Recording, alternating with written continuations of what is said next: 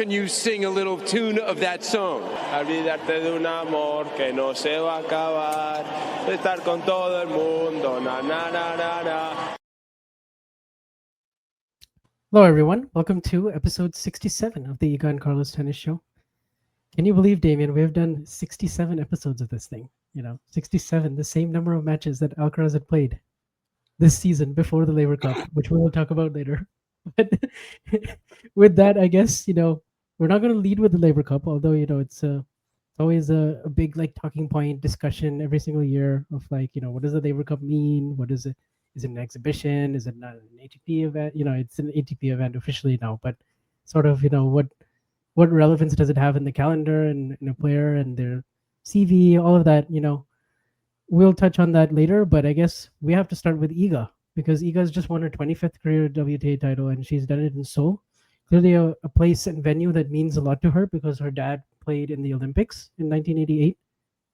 And, since then, it's obviously been important for her to play here and win the title here is pretty big, especially because it was not a usual type of Świątek win in the final. She's been very good in finals, having won 25 of the 30 that she's been in, but she's never won from a set down like this. And there were multiple moments here where she looked like she wasn't going to come through, and she did so in a very gritty effort, as you can see by the title. Actually, there's the word gritty, which I think sums it up pretty well, actually. So what are your thoughts? Yeah, I mean, 30 finals, and I'm not even sure if she had one where she played worse. Okay, maybe there was that one against Krejcikova in Dubai. It's actually also funny, I was looking at it this week, that Krejcikova has 40% of her final losses on the WTA Tour. But anyway, just sort of, I don't think we've had a final where nothing is really clicking for Iga, because she's known as a player who just wins every single final. But typically it's just, 6-love, 6-2 or something like that. Typically it's a landslide victory for her. So it is a bit of a new quality to this tournament to win, definitely. By the way, her dad was, I know you know that, but just in case anybody listening, thought that he played tennis, he didn't, because it kind of sounded like that, played in the Olympics. He was a rower, I think. Yeah. Anyway, just talking about the final. The first set getting away from her so quickly, and I know it's a pretty good court for Alexandrova. I think it's the best season of Alexandrova's career, and obviously she's been a dangerous opponent for Świątek in the past. But I didn't feel like she even needed to do all that much in that opening set. It was just Iga completely missing the control on her ground strokes, which was a bit wild compared to Saturday, especially when she plays 2 matches. And yeah, just looks like she is not missing anything. Like she's not putting one step wrong. And yeah, then in the final, suddenly it's all different. You have all these nerves as well in the third set, the game at 1-1, right? When she double faults 3 times, I think, out of 4 points that she loses, of course. And she looks confused, she's basically looking at her team and just saying, I don't know what's happening. I literally can't put the ball in. And to survive all that from maybe, I don't know. I know there were some break points as well later in the set, but there was a certain moment in that match where you were just like, okay, she's probably just going to steal this from Alexandrova in a way. And she did. And yeah, even though she's played 30 finals, it is a bit of a unique win for sure. There were definitely 80% of these final wins before that were just simply her dominating the opponent, and this was far from that. Yeah, at best, I would say she played 80% of her best. And there were moments where, the serve just let her down, 9 double faults, 3 in that game you mentioned at the start of the third set, which was very surprising. But I feel like every all-time great at some point has had one very weird service game like that at some point, where you're just like, what the heck? Can't put a serve in the box. But so that definitely happened. And then, yeah, the way she played against Krejcikova in joint in those quarterfinal and semifinal matches with the, one bagel set in each match, and also just how solid her game looked, everything from the serve and the ground strokes and everything. And just given that she had, recently had good success against Alexandrova in Bad Homburg and also at the US Open, which was a pretty one-sided match in the 4th round. But so coming into this, I thought, I thought we could get like a similar type of match to what we had in Bad Homburg, like sort of close, tight 2 sets. But I certainly did not expect Fiontek to be down 1-6. And I think there were points where she was like 2 points away from losing, like at 5-6. That was a dangerous spot if she didn't get it into a tiebreak. She played some of her best tennis in that second set tiebreak. That was the second set tiebreak, and I think the last two games. That was really where we saw Iga in sort of that lockdown mode, where she was just using her defense, refusing to miss, and just staying really solid from the back of the court, and yeah, basically letting Alexandrova make errors, and that's kind of what happened in the very end. And it was a really nice match point the way she was able to use her width on the forehand, and just it was sense of joy and relief all at once. And yeah, she gets the win with a gritty effort in the final, and now she's yeah, I guess the other talking point would be like she's playing Beijing and Sabalenka is in there, and there's a chance to like get closer to that number one. And yeah, a season where I guess not too long ago she was at 8 in the world, and the before Roland Garros it was a struggle, and since then she's I guess won 3 of the 7 tournaments that she's played, and then a loss in the semis, a loss in the finals. So season has really turned around for her in the last 3 months. Yeah, for sure. I think people are sometimes overreacting a bit to the whole number one, conversation. Like when Arena pulled out of Beijing, I saw so many tweets like, "Oh, Świątek can now get close." But if you look at the rankings, in order to get close, she like basically needs to win all these tournaments. Yeah. So, I don't think you can just by default give her that. Then again, she just won Seoul. Personally, I am always a little bit scared when I see a schedule like this, like Seoul, Beijing, Wuhan. But I guess it doesn't mean she's going to play all of them. Like, I don't know, let's say she wins Beijing, she might pull out of Wuhan. Of course, this gives you kind of like more flexibility. If you sign up for a few events, you can lose in one of them, and then, it's like less harm, I suppose, than if you just signed up for two and one of them or the two of them don't go well. So I guess she can make it work. If it wasn't for the final, this would have been a very breezy week for her. Like she really wouldn't have like struggled that much. She wouldn't have gathered up too much like accumulated fatigue or whatever. Of course, the final definitely a huge mental effort. I said earlier that she was confused when she was looking at her team and like, why aren't I making it these shots? I think she was also pretty stunned when she won the title. She was just in disbelief that she was able to get this done. I just scrolled through her list of finals, and yeah, I think there's a serious case to be made that out of the 30 that she's played on tour level, that this was probably the worst one in terms of just her level. So to win that one as well, to keep up that insane record, 5 out of 6, I suppose. Yeah, it's just unbelievable. And the turnaround as a whole, to be where she was just like 3 months or some ago or something like that. The close loss to Arena Roland Garros, and kind of how it already restarts more or less right there. Definitely has put her in a different light. We also mentioned how that Wimbledon title is so much more than like winning another Roland Garros, really, in terms of her legacy and probably also confidence and everything. So, by now it is a bit of a weird part of the season, because you're not really sure like what is she exactly working towards, right? She's qualified for the finals, the slams are gone. I guess maybe that gives you time to focus on the number one, if that's even a big goal for her, which, not sure if we're gonna get like a straight up honest answer on that. Understandably, personally, I don't view it as anything massive, but if it comes along, if there's a chance at the WTA finals to take it, like obviously it's worth trying. Yeah, sure, why not? And yeah, I mean, to win Seoul, still 4 matches, one of them very tiring, but it gives you an option to keep going in this Asian swing. It's probably not an event that's going to like ruin her chances in Wuhan, and especially Beijing, since of the two, that's the tournament that we would expect her to do better at. That's the tournament she's won before, but of course Wuhan, she didn't really have the best chance to win it ever. So yeah, because it's just come back on the schedule, and I don't think she's even played it, has she? So No, she's never played it, so this would be her yeah, debut, so basically. we're just assuming that Wuhan will be a bit worse than Beijing because of the conditions. And yeah, I mean, I don't think it's a tournament that's going to like ruin the rest of her Asian swing. The win in Seoul, although the final definitely challenging, tiring, exhausting. Sure. Yeah. Yeah, I mean, certainly the number one thing is like, I know last year it kind of meant more to her because, she couldn't really like play the Asian swing because of the whole melatonin and the case thing.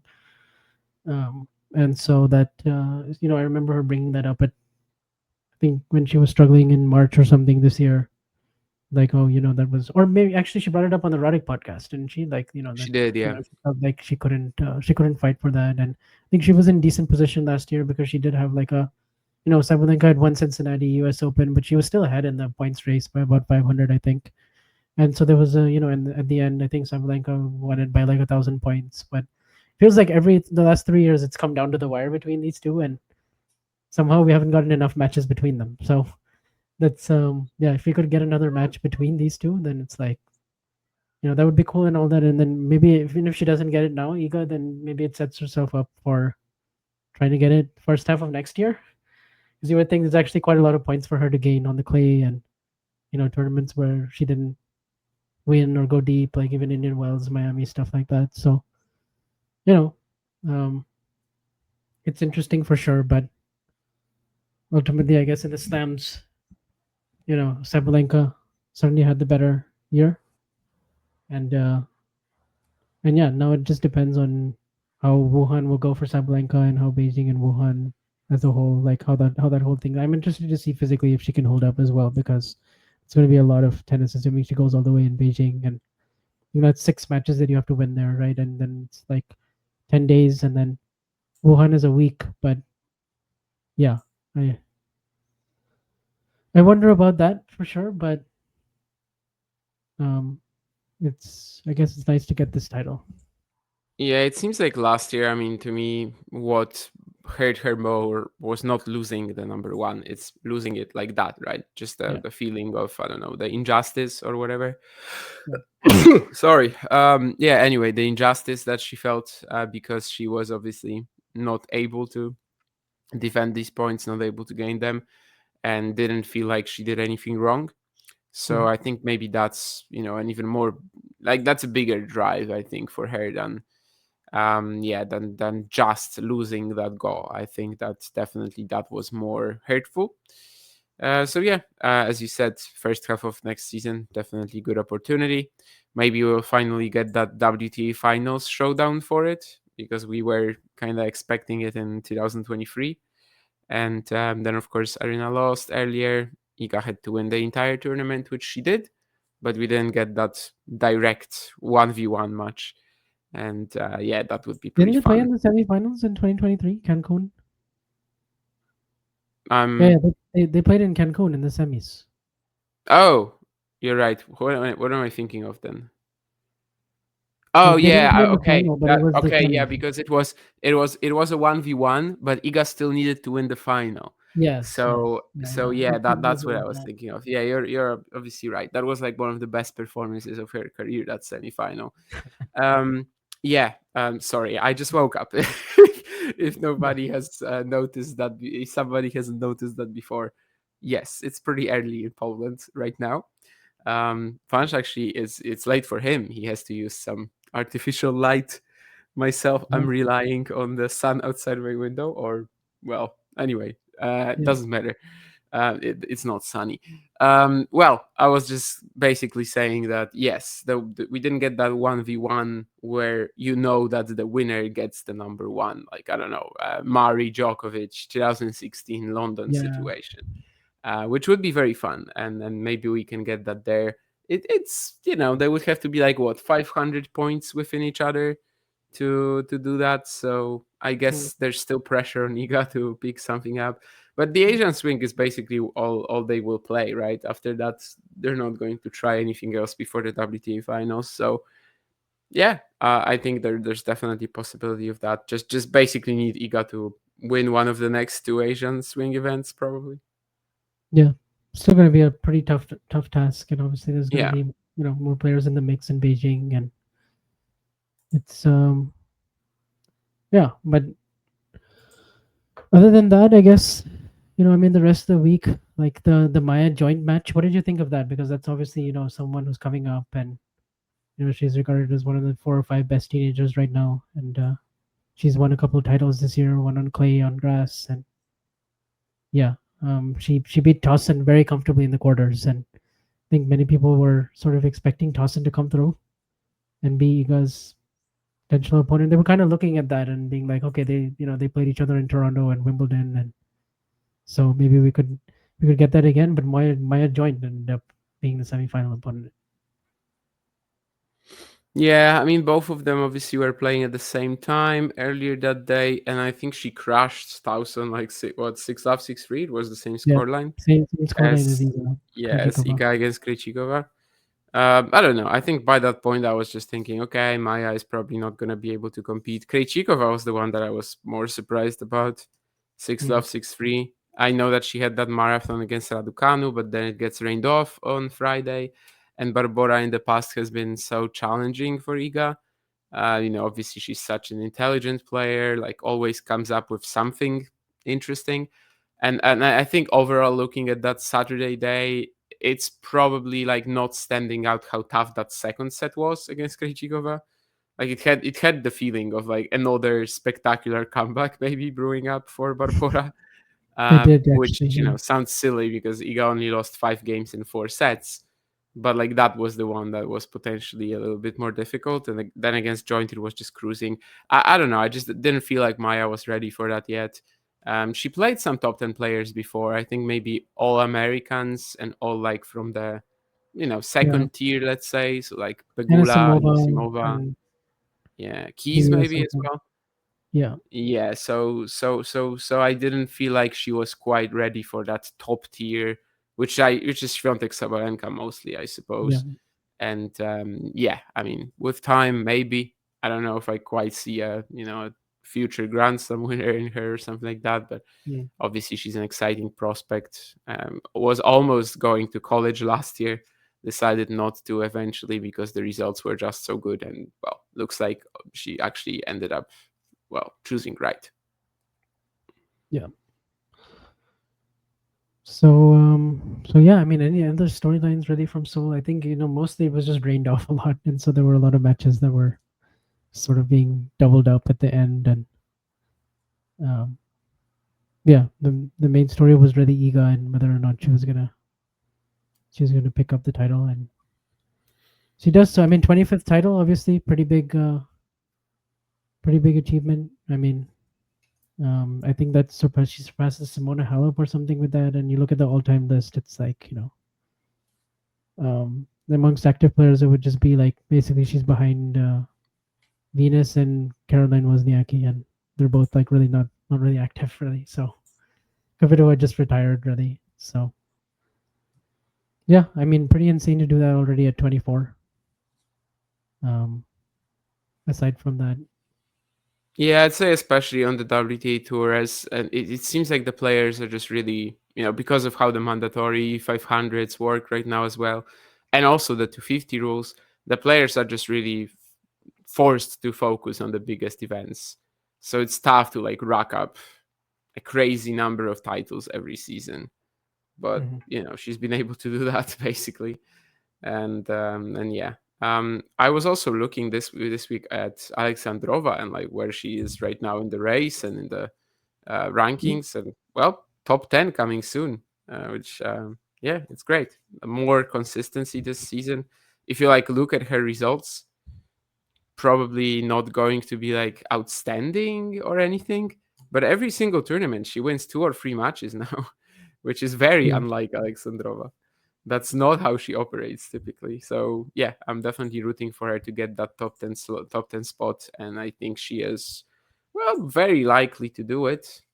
In the race, she's like 500 maybe points ahead of number 11, I think.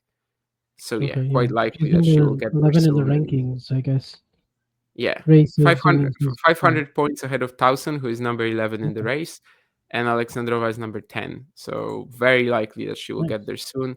If she got this final as well, WTA finals would have been a possibility. Yeah. But yeah, I mean, right now she would just need just something enormous coming up in the Asian swing. I think WTA finals she'll miss out on. She's 600 points behind Rybakina, who's number 8 right now. But top 10 debut this year is probably going to happen. Yes, indeed. Yeah. No, she's done really well in the 500s. She made the semifinals, I think, in Doha. So she's done, yeah, she's made like, in most of the 500s and 1,000, she's at least won 2 or 3 matches in every one. And I guess And the the next slams step as for well. I her, mean, the last 3 fourth slams, round. Yeah. fourth round every single time. And I know it's just fourth round. Like, it doesn't sound amazing, but it's points, points, points. It's 600 points, I guess, from the 3 events. So. Yeah. I think she's too good not to get a quarterfinal at least at some point, She's Oh, been yeah, yeah. she's been getting to the fourth Actually, round and she's not 30, really. you know.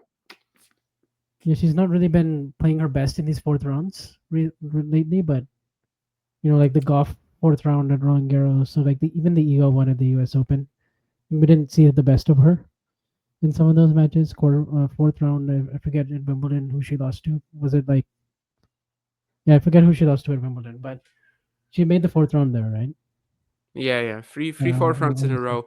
The only thing is she's 30, Um, which I always forget about. I don't know. I yeah, just that don't feel like is she's been around that's the top significant. for that long. It's probably like the last 5 years. And then I always just like realize that, oh, she's actually not gonna have like that, I don't know. She's not Oh, gonna you know have what? I an remember entire now. decade of playing Yeah, it left. was the Bencic match. Bench at Wimbledon, yeah. And Um, then at the French it was golf, yeah. yeah, it was golf. So yeah, she's definitely on a good run right now, and top 10 seems likely. And yeah, we'll see. We'll see if this was like just a one really good year, or if she can do this again, repeat it. But So yeah, on I peak mean, performance, she obviously can. It's just like whether she can repeat it for most of the season. Right now, she's winning 2 free matches every tournament, which is clearly what gets you there. Some of the running forehands against Iga were just unreal. I do think she still had some demons to conquer in the final herself. Though. Like definitely, I saw some comments on Twitter about it that like Alexandrova, she didn't do anything wrong or something like that. She remained very strong mentally or something like that and just lost that final. I think she still had some moments when you could see that, she wants it so much. But anyway, yeah, definitely rooting for her to get that top 10 debut. I think it will be pretty rare as well, right? After 30 years of age. Um, yeah, yeah, I don't have the stats right now, obviously, but definitely not common to break the top 10 at over 30. yeah, that's interesting. I'll look into that. Maybe there's like Flavia Panetta who made the.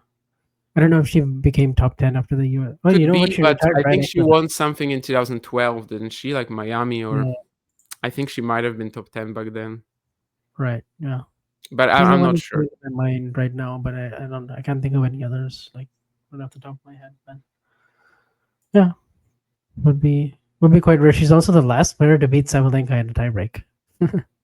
Panetta Before the was first into the top 10 at 27 in oh 2009 even.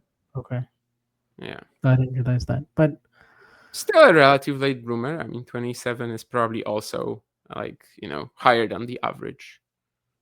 mm, yeah, I mean, yeah, but it's crazy. Alexandrova, the last player, I think, the last player Yeah. to win a tiebreak. And the That's only this season, yeah. uh, um, anyways, were you also? Oh yeah, I was gonna ask you. Were you surprised that Sabalenka pulled out of Beijing, or was it just fatigue? Need some more time after the U.S. Open kind of a thing. I Um, wasn't surprised that she didn't play anything before, but I thought she would enter in Beijing. yeah, possibly, but like, I'm fine with this. She's had a very challenging season. She's obviously quite, running low on steam. If she feels like she needs more rest, I mean, I definitely don't have a problem with that at all. So that's fine. By the way, I just found it, and Roberta Vinci debuted at 33 years Oh, you know what? That's in what the I was top 10. thinking of because So Pineda. I yeah, knew that it's the Pineda runner-up retired, from that. It's the runner-up from and that so tournament. Yeah, Vinci. Okay, we should have thought interesting. of that. Yeah, because she wouldn't have been in the Yes. top 10 earlier. Um, Yeah. Chat or we're not Chat GPT, but you know that thing on Google now, right? That just kind of gives you answers to questions. Yeah. Was The AI suggesting Natalie overview, right? Yeah. Tosiad, Yeah. but she was at 30 years and 8 months, but Vinci was older. But yeah, anyway, we'll have to be like top 5 or something like that if she makes it. So Hmm. definitely would be a stunning achievement. Yes, indeed. So I guess on the women's side, we'll debrief after Beijing, and we'll look ahead. I mean, then Wuhan will come right after that, and then I guess then just really just have a few more tournaments, WTA finals in Riyadh. I mean, we also had the Billie Jean King Cup this week, which was won by Italy again. They just kind of continue their domination of world champion, but yeah, no Świątek in that one in the Billie Jean King Yeah, Cup. it was kind of like I enjoyed some of the event, but I feel like the teams eventually made it. That eventually made it deep. They were a bit like boring. Like I agree. Like, yeah, Kazakhstan I loved, for example, or who else was really fun earlier. Like I don't know, of course China. If they made it deeper, maybe that also would have been fun considering where the event was held. But there was definitely like one oh Ukraine as well. I mm, thought that was a really fun team. And then by the end was just like yeah Italy, yeah United States, yeah it's basically Paolini against like Pegula Navarro, the solid, the expected top players. And yeah, I mean in the end just crazy stuff from Italy to win it mm, again with such a big hole in their lineup, right? Because number yeah, 2 singles, you think that oh yeah, this is how you beat Italy. You have to beat the number 2, and then well you have Paolini and Paolini Errani, but maybe they're going to lose one match. And yet somehow for the third year straight, who won in second. 2023? No, second year. Yeah, uh, Canada won, I think, in yeah, 2023. Canada, I think, over Italy. So I think maybe Yeah, they were in the final every single time or something like that. yeah, But yeah, Paolini, it's not even that she carried the entire team because Cocciaretto won 2 matches. yeah, yeah. I mean, the solid Pagula and Navarro pairing certainly. I do wonder if they had Anisimova, Keys, Goff, the players with the higher upside. I think could have used one of those, but obviously would be Yeah, very there's so hard to much get to lose there. Anisimova, Like, and yeah, it's not a given. I mean, then yeah, Coco has her own issues right now, and then Keys, yeah, Keys was not in the lineup, so I suppose yeah, and I do feel like it just got kind of all buried with the rest of the events happening, and the calendar slot I guess isn't like ideal, but it never really is anymore for Davis Cup and BJK Cup.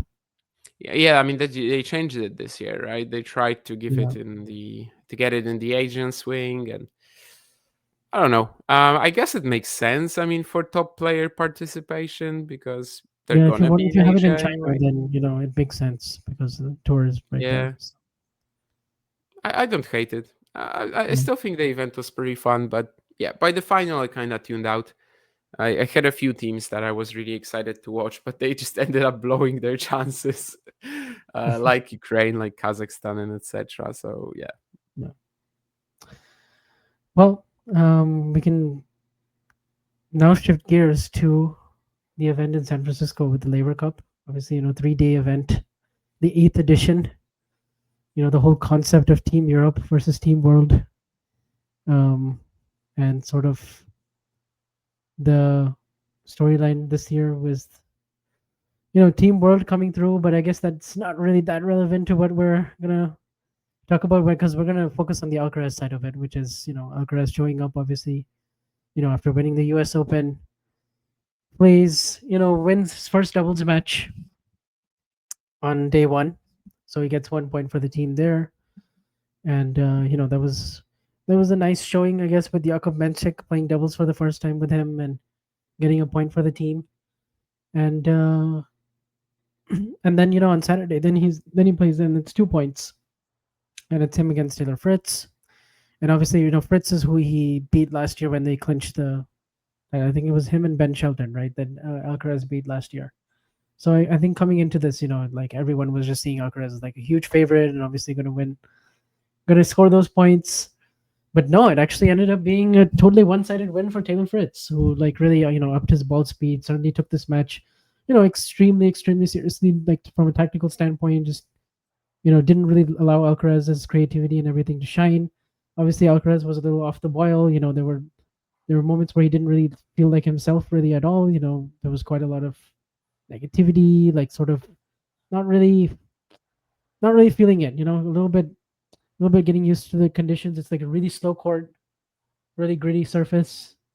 Maybe like one of the slowest hard courts all year, which is like very comparable to Indian Wells, really, where both Alcaraz and Fritz have had success. But in this one, yeah, it was Taylor who came out on top in straight sets, and then obviously it counts in the head to head and the win loss and all that stuff.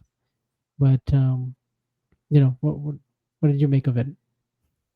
Nothing, because I didn't Yeah, watch a single ball from the entire tournament. Um, yeah, I mean, just not for me. But if somebody enjoyed it, go for it. Carlos losing to Taylor just kind of feels like a bit of a waste of the win streak. Like, losing your win streak at Laver Cup. uh, I know. I mean, I don't mind this being counted in the head-to-heads and everything. Retroactively, it shouldn't have been done in 2017 and 2018. But yeah, I mean, as long as it's announced before the event, whatever. Obviously, ATP qualifying, Challenger, and ITF matches should count too, but topic for another day. And yeah, it just kind of feels a bit weird to lose a win streak at the Laver Cup. It's still a win streak though. Like, we're talking about it, we're building narratives about it. It's not like the players should actively care unless it's like a very long one. And Carlos has had an even bigger one this season earlier. So yeah, I mean, for me, it's obviously not like really anything that interesting, I suppose.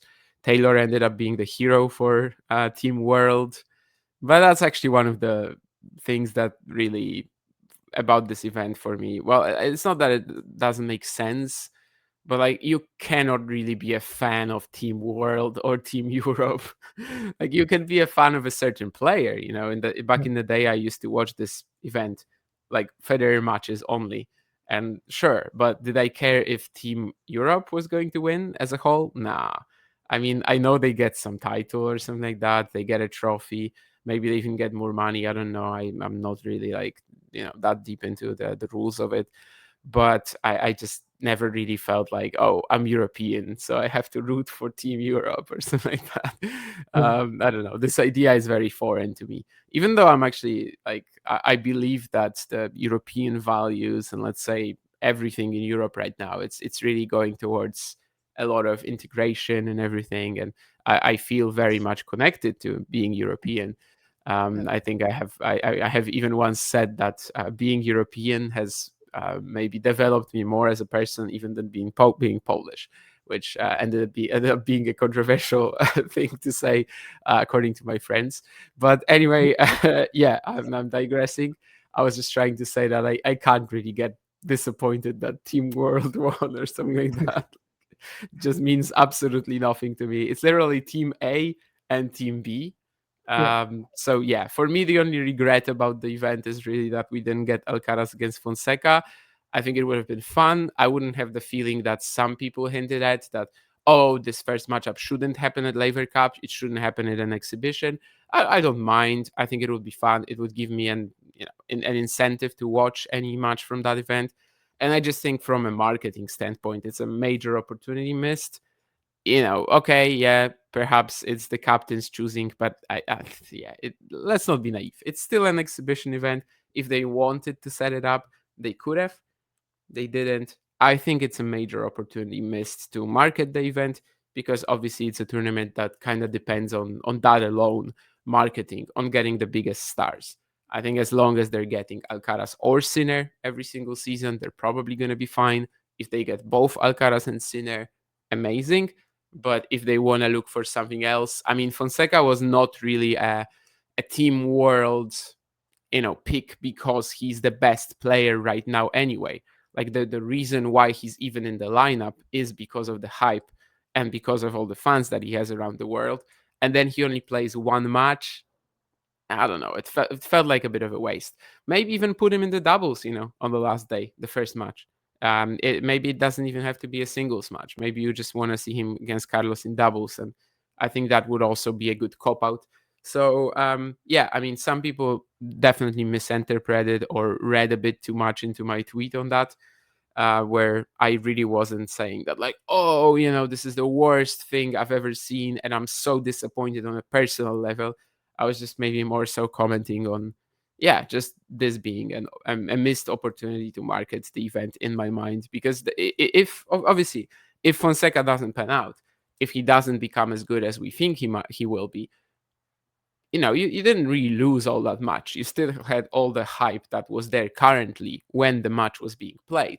But if Fonseca pans out and in 2-3 years, let's say he picks up a Grand Slam title, and then you're gonna start having this entire different conversation of, this was the first Alcaraz Fonseca match, and the clips just like live on, and they keep making the rounds every single time they play.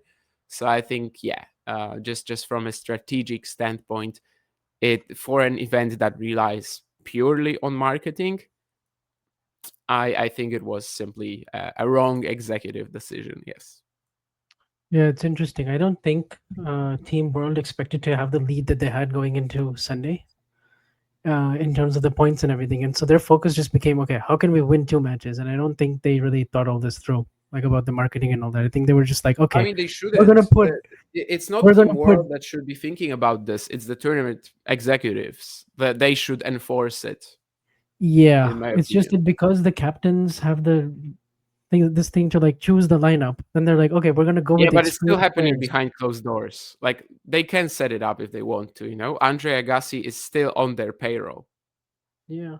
I guess he just wasn't thinking about it from that perspective. He was probably just like, how are we gonna win? Okay, we're gonna put the players that we know have performed before in day three. And I think Fonseca was like kind of an unknown quantity, so that I think they didn't want to take that risk.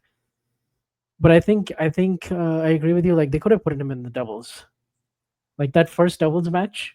I think that would have been a good thing. Yeah. Like that would have been fun. Alcaraz I would Fonseca have been okay with doubles. that. I, Yeah. I would have Like liked that I would would have have been liked a that. bit of a cop out, but Um, that's okay. At least it's there. yeah, I'm sure we'll get a lot of Alcaraz Fonseca like soon. But I take your point that it would have been cool to see it. And I remember at the beginning of the week, I was more like, I was like, all right, we're gonna get Alcaraz Fonseca. Like I'll tune in. Like that'll be really fun. Hopefully we get it. But then the more I started to see how they were coming up with a lineup, like Friday, Saturday, I was like, okay, yeah, they're not gonna trust Fonseca Saturday, Sunday, and they just put him for one singles, and he got one win over Flavio Caboli. But then they didn't really pick him again, and like he played some role on the bench and the team and throughout the event and everything, and everyone like sort of acknowledged that he's there, and like they made a big deal of it. But then he didn't really get a chance to for that. I'm just assuming that like next year he's gonna have a much bigger role though. Like he's just gonna be, assuming that he doesn't completely crash out and he doesn't, and his ranking goes up and all that. But They still milked him for there's like a lot of content on social media, right? The clips yeah, where he's like meeting Roger for the first time. It yes, feels like he was in the promotion of the tournament like heavily, but then on the mhm, court he was there for like an hour and a half, maybe. yeah, for just that one time on Friday for the 1 point. But yeah, I think that certainly would have brought some people in who were not interested in the event to begin with. They would have Yes. been like, okay, yes, Alcaraz Fonseca, we'll watch that, even if it's the next, even if it's not for ranking points or anything like that. But this whole broader conversation of this being an exhibition versus it just being, something else, I think tennis is very confused about it. It's almost like the Laver Cup has a bit of an identity crisis because it's like, people will say, and it is somewhat true that like the players are trying really, really hard. Like they're putting, like Alex de Minaur, like he cut his ear or something in one of his matches, and because he was going for this like reflex volley, and he ends up like his ear starts bleeding, and he's sort of like trying to show that like, okay, I'm fighting just as hard. They're mostly trying just as hard as they would in a major because they don't want to let their team down. They don't want to let their captain down. They don't want that whole, they like that they're carrying that weight on their shoulder while their players are at the bench and all of that. So from that standpoint, it's like, oh, I don't want to be the one that cost my team 3 points, 2 points, whatever. Um, and so people are like, well, it's not really an exhibition because like it's not the same thing as like the Charlotte thing, Charlotte exhibition that Tiafo and Alcaraz will play in December, or some of the other ones around that time frame. Whereas, yeah, I think people are really confused. There was this Ben Rothenberg video that I saw where he was like pressing Casper Ruud on like exhibitions, and Casper was basically like, "Oh, okay, so anything that doesn't offer ranking points is an exhibition to me." And then he's like, "Oh, so the Laver Cup is an exhibition, and the Davis Cup is an exhibition, but the next gen finals, like." And so that just sort of got me thinking, like, yeah, like what is this event? It's an ATP sanctioned event, and it's like, yeah, maybe it's a glorified exhibition. Like tennis just does not know what to do with it, is what I'm saying.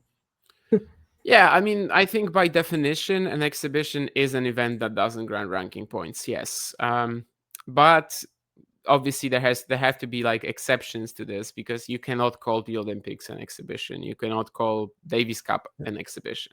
I think you can call Laver Cup an exhibition, and there's a big difference between playing for your nation and playing for just like manufactured Team World, Team Europe. The fact that it is an exhibition for me doesn't really detract from the event if somebody enjoys it. Like, again, just go for it, right? I mean, I don't mind at all. So I'm not sure it should be like thrown around as like a big, you know, disadvantage of the event that is an exhibition.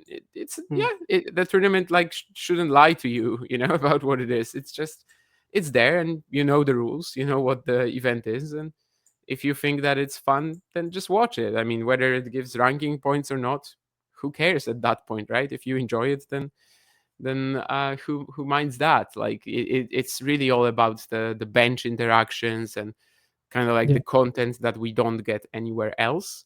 The players are absolutely trying their best. They are having a lot of fun too. I don't know if they care about like how much they care about like particularly winning the competition or not. That's probably very individual, but they definitely are having a lot of fun in this different team setting than they are the entire turn that they are spending the entire season in. It is now a bit of a different event for sure, because it originated as like a more or less a Federer / Big Three, Big Four showcase.